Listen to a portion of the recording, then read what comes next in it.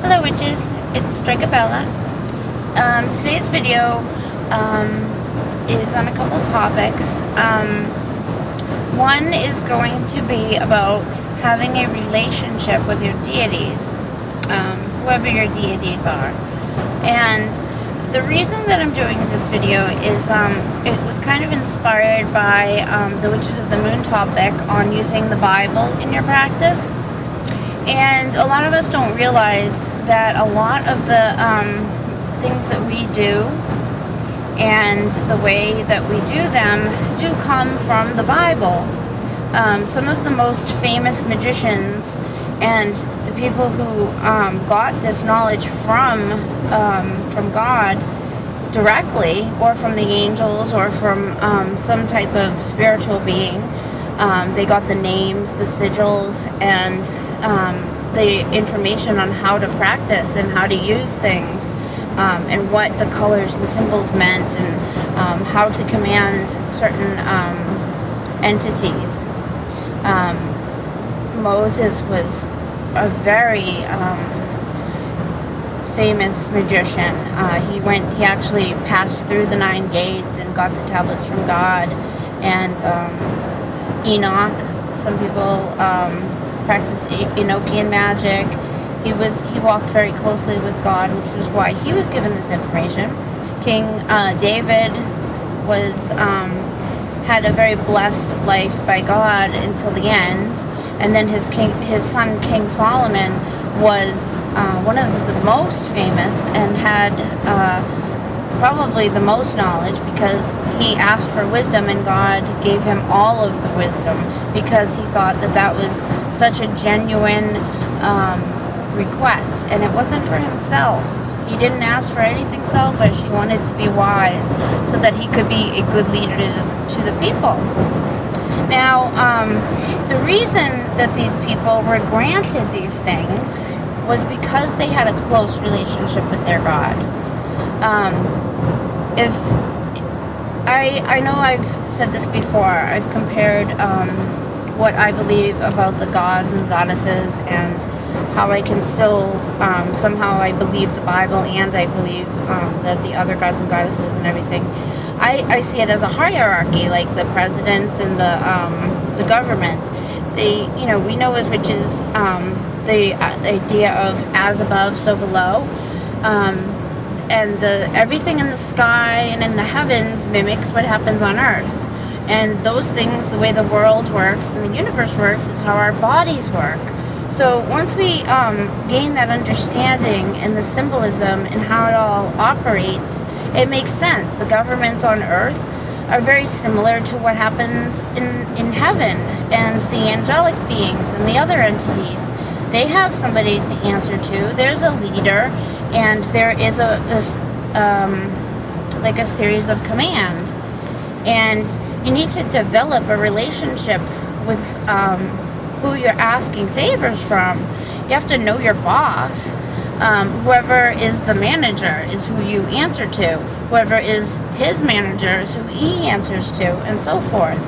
So the reason that those people in the Bible got the information that they got was because they walked closely with their God.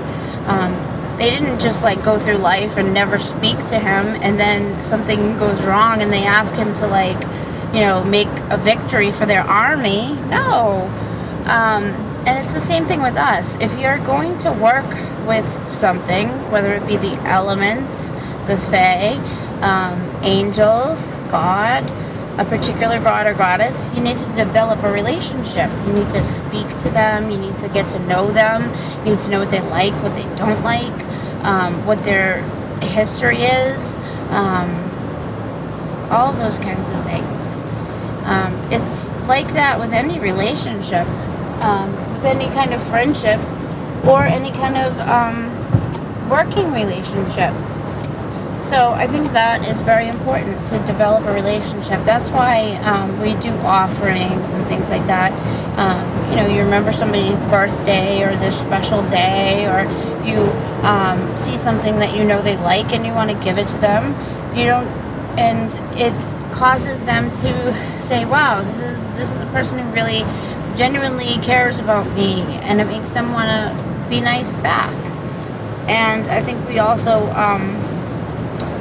we learn that as we go along, and I think the more positive energy we put out, the less work we actually have to do as far as spell work and things like that. It becomes a daily life, a daily routine, and then we start to eventually kind of just draw the things we desire to us, rather than having to go through all of those motions that we have to go through in the beginning. So that's what I wanted to say about developing relationships with who you're going to work with. And once you do develop those relationships, and you know your stuff is going to work, and you are able to draw things to you and to others and to heal, that's kind of like you're called to an employment. You know, now you have the ability to, for example, you have a relationship with the president. So if something's in crisis, you know, and you're the president's best friend, and what you want and what you think is going to matter. And I think it's the same thing with us. You know, we need to plead our case. We need to care for the dying and the sick, and especially the animals and the resources now that are becoming ruined and depleted. Bees becoming endangered and things like that. I think that is so crazy. The knowledge that we have and the relationship that we have with, for example, growing things, it's something that's entirely being lost. People barely know how to cook from fresh produce and fresh meat, much less know what it's like to plant seeds in the ground and water them every day and dry them and hang them in your house and all of that. Most people don't know what it is to be a midwife and have herbs and teas and things like that, and be able to deliver a baby, and what blood can be used for, and umbilical cords and things like that. It's a very sterile thing now. People don't want to get their hands dirty and be involved in things to do with health, birth, death. And those are the things that in the old days, the wise ones, the witches, the shamans, and the healers, they were the ones that did all of that and knew all of that. How to make sure that the food was going to be harvested properly. They were going to have a time of plenty or a time of famine, and how to prepare for that. Those things are being lost in a world that's becoming just so completely selfish and careless. So it's up to us to use our knowledge and not have it be lost or wasted.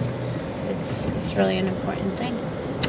Alright guys, I'm almost at the kids' school. If I have time, I'm 15 minutes early. I may do one more topic. So blessed be. Bye.